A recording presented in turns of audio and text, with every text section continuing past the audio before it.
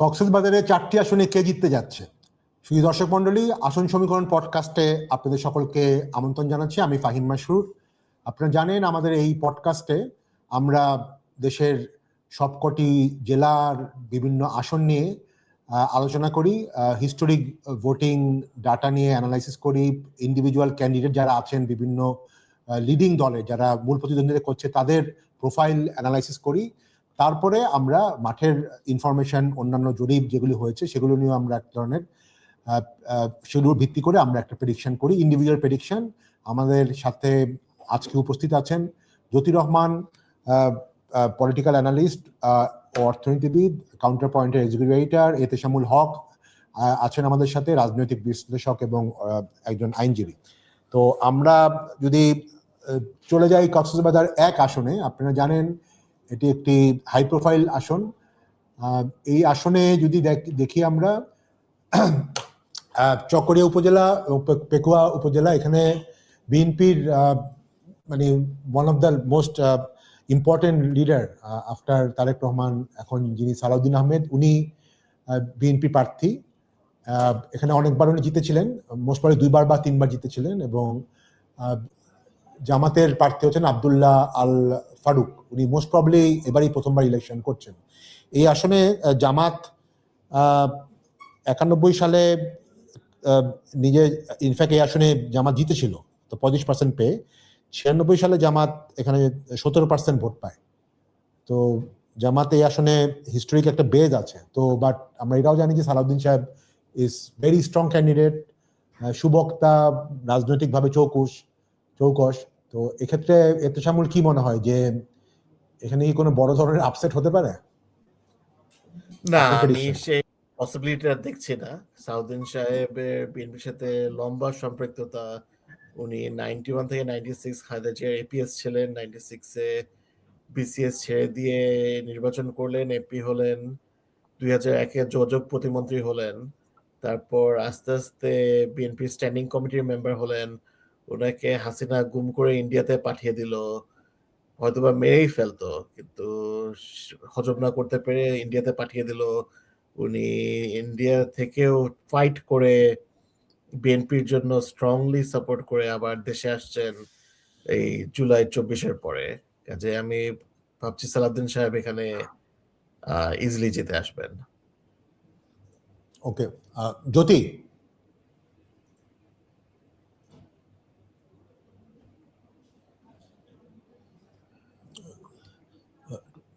একটু মিউটটা অফ করো।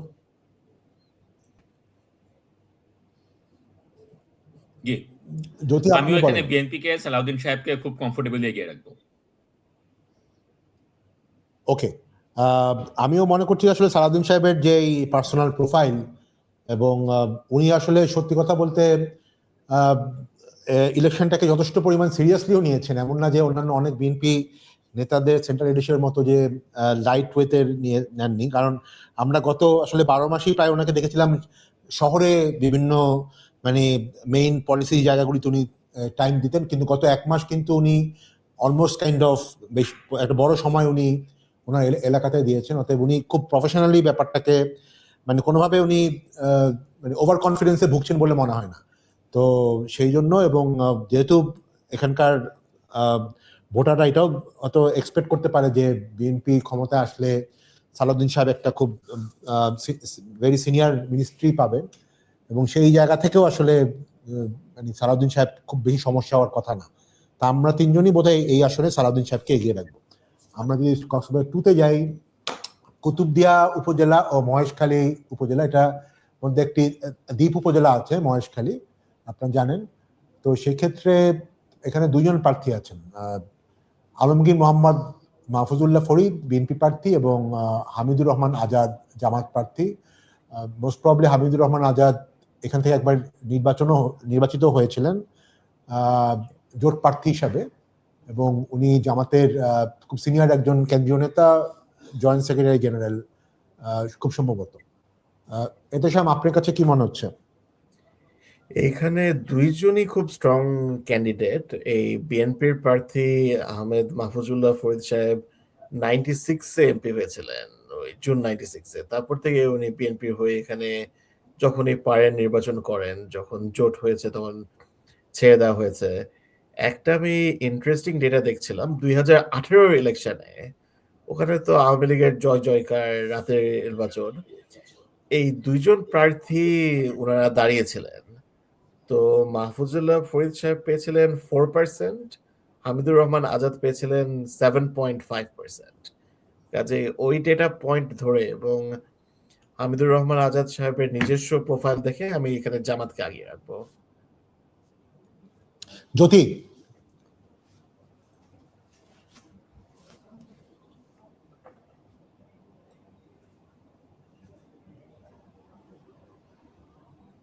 জ্যোতি আপনি কথা শুনছেন? আচ্ছা, আমি এখানে এইতে আমি জামাতকে এগিয়ে রাখছি। এখানে আপনার historically it has been very close, tough contest দুজনেরই, কিন্তু সারা দেশের জামাত সার্চ হিসেব করে আমি এখানে জামাতকে এগিয়ে রাখছি। ওকে, এবং আমিও আপনাদের সাথে একমত, এবং এই আসনটা আসলে একটু দ্বীপ অঞ্চল এবং একটু বেশ বেশ ভালো কনজারভেটিভ, বেশ রক্ষণশীল আসন। এখানে আওয়ামী লীগও বেশ ভোট ছিল এবং আওয়ামী লীগের ভোটাররাও এখানে যথেষ্ট পরিমাণ কনজারভেটিভ।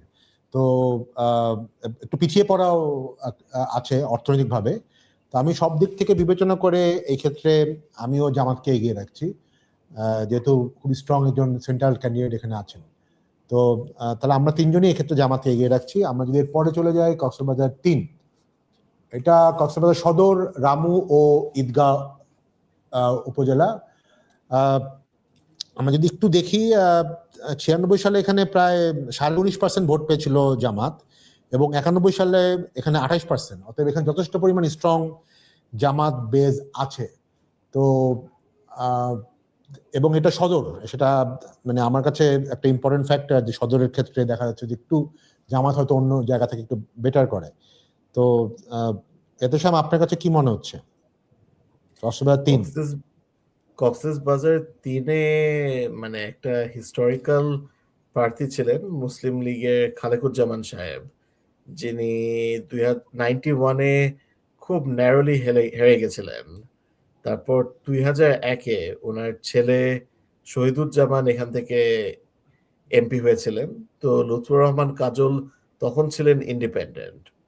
তারপর উনি 2008-এ উল্টে গেল, উনি হলেন বিএনপি আর শহীদুজ্জামান হলেন ইন্ডিপেন্ডেন্ট, এবং 2008-এ উনি আওয়ামী লীগকে হারিয়ে ইলেক্টেড হয়েছিলেন 45.6%-এ।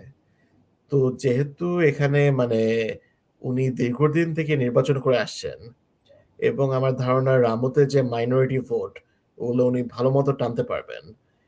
জুলাই 2024-এ উনি কক্সবাজারে মানে খুব শক্তভাবে নেতৃত্ব দিয়েছিলেন। উনার বাসা এবং উনার রেস্টুরেন্ট আওয়ামী লীগ পুড়িয়ে দিয়েছিল। কাজেই আমার মনে হয় এগুলো সবকিছুই মানুষের মনে থাকার কথা, এবং উনি জিতে আসবেন।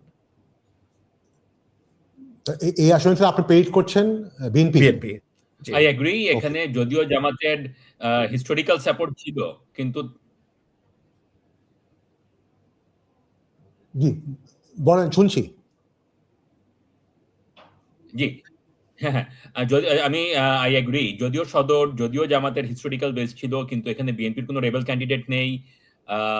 এবং আপনার যে জুলাইয়ের আন্দোলনে ওনার কথা যেটা আর কি, বিএনপি ক্যান্ডিডেটের কথা যেটা এতেশাম বললেন, এবং রামুর minorities were repressed by Awami League. রামুতে আপনার মন্দিরগুলিতে রিপিটেডলি অ্যাটাক করা হয়েছিল আওয়ামী লীগের আমলে 15-16 বছরে। সো সেই জিনিসগুলি সবকিছু হিসেব করে আমার মনে হয় এখানে বিএনপি জিতবে। ওকে, আমি এই আসনটাতে আসলে যেটা বললাম যে আমি যেই পার্সপেক্টিভে অ্যানালাইসিস করি, যে যেহেতু প্রায় 20%-এর বেশি জামাতের একটা ভোট আছে, ওভারঅল যদি আরো কান্ট্রিওয়াইড যে সুইংটা হচ্ছে, এবং পার্টিকুলার সদর হিসাবে আমি হয়তো আপনাদের সাথে এই আসনে দ্বিমত করছি। তো আমি এই আসনে বিএনপিকে এগিয়ে রাখবো, এবং মোস্ট প্রবলি রামুর পপুলেশন মোস্ট প্রবলি এই আসনের টোটাল পপুলেশন তুলনায় হয়তো অত বেশি না। এবং আমরা মানে জামাতের গত কয়েক মাসে, এক বছর স্ট্র্যাটেজিতে দেখেছি যে জামাত আসলে একটু মাইনরিটিদেরকে টার্গেট করে তাদের কনসার্ন গুলো বোঝার চেষ্টা করে এবং তাদেরকে সাপোর্ট দেওয়ার চেষ্টা করে। তো সেই জায়গায় এবার মাইনরিটি ভোট যে একেবারে 100% জামাতের এগেনস্টে যাবে আমার কাছে সেই টেন্ডেন্সি এখন মানে সেই ট্রেন্ড এখন বোঝা যাচ্ছে না। তো কিছু হয়তো মেজরিটি যাবে, বাট তো সব দিক থেকে বিবেচনা করে আমি এই আসনে জামাতকে এগিয়ে রাখবো কক্সবাজার 3 আসনে। তাহলে আমরা দুইজন বলছি আমরা বিএনপি এবং একজন আমি বলছি জামাত। আমরা যদি কক্সবাজার 4-এ আসি, 4-এ আমি যদি একটু এখানে আছেন শাহজাহান চৌধুরী বিএনপি প্রার্থী এবং নূর আহমেদ আনোয়ারি জামাত প্রার্থী। এখানে এটার আসনটা বদি, যেটা মানে কুখ্যাত বদির জন্য মানে আরো বেশি কুখ্যাত হয়েছে।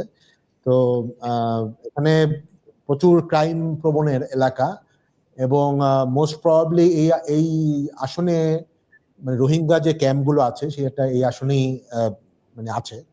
তো এখানে 91 সালে জামাত ছিল লেস দেন 1% ভোট, যেটা 96 সালে প্রায় 17.5%। মানে জামাত অন্যান্য জায়গায় দেখা যায় যে 91 থেকে 96 হয়তো কিছু কম ভোট পায়, কিন্তু এই একটা আসনে দেখা যাচ্ছে যে 91 থেকে 96 জামাতের ভোট মানে অলমোস্ট 1% থেকে 70% চলে গেছে। এবং এখানে রোহিঙ্গাদের যে ব্যাপারটা আছে, এবং রোহিঙ্গা তো যদিও রোহিঙ্গা ক্যাম্পে যারা আছে তারা এখনো বাংলাদেশের সিটিজেন বেশিরভাগই হয়নি, কিন্তু প্রচুর রোহিঙ্গা কিন্তু মানে মানে আশেপাশের এলাকায় কিন্তু তারা গিয়েছে এবং অনেকে কিন্তু বাংলাদেশের সিটিজেনশিপও নিয়েছে, এনআইডি নিয়েছে, তাদের অনেকেই ভোটারও হয়েছে। কারণ রোহিঙ্গা ইস্যুটা তো আসলে গত 10-15 বছরের, সেটার ইম্প্যাক্ট হতো 96-এ ওরকম ছিল না। তো এই সবগুলি জিনিস বিবেচনা করে এত সময় আপনার কাছে কি মনে হচ্ছে? তো আপনি যেটা বললেন খুবই ইন্টারেস্টিং যে হ্যাঁ 91-এর তুলনায় 96-এ পেয়ে গেছিল, কিন্তু এখানে বিএনপির প্রার্থী হলো শাহজাহান চৌধুরী, যিনি মানে আমার মনে হয়নি এরকম আর বেশি বাকি আছেন। উনি 91-এ এমপি হয়েছিলেন, তো 91 থেকে ধরেন টানা এই আসনে এই ক্যান্ডিডেসি করে গেছেন। 91-এ উনি পেয়েছিলেন 48%, 96-এ যে দেখা গেল উনি পেলেন 30% এবং জামাত পেল 17%। হ্যাঁ ওইটা উনি মুভ করেছিল জামাতের কাজে। আবার 2001-এ জিতলেন বদির সাথে। 2008-এ উনি শক্ত ফাইট দিয়েছিলেন 40%। কাজে মানে এখানে যদি জামাতের আরেকটু হাই প্রোফাইল কেউ থাকতো হয়তো আমি কনসিডার করতাম, কিন্তু এখানে আমি বিএনপিকে আগে রাখবো। ওকে, জ্যোতি?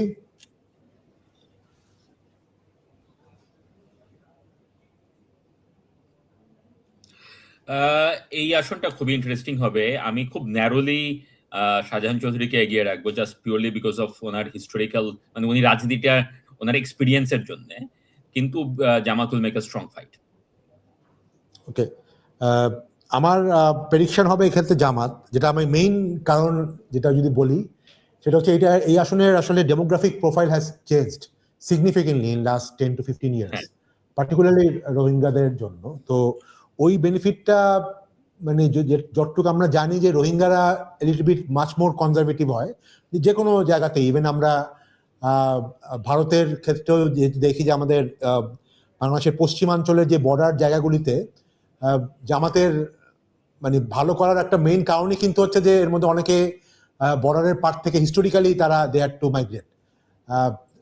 তো সেই সিমিলার একটা মানে ডাইনামিক্স বা ইকুয়েশন কিন্তু এই রোহিঙ্গা ক্ষেত্রেও হবে।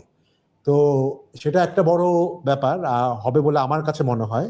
ডিসপাইট শাহজাহান সাহেব ইজ এ ভেরি মানে strong candidate, I will probably think that এক্ষেত্রে জামাত এগিয়ে যাবে, mainly because of the demography.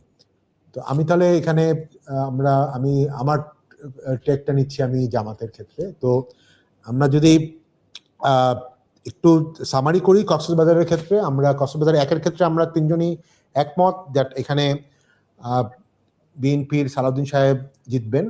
Cox's Bazar 2-এর ক্ষেত্রে আমরাও বোধহয় একমত যে এখানে হামিদুর রহমান আজাদ জামাতের উনি জিততে যাচ্ছেন।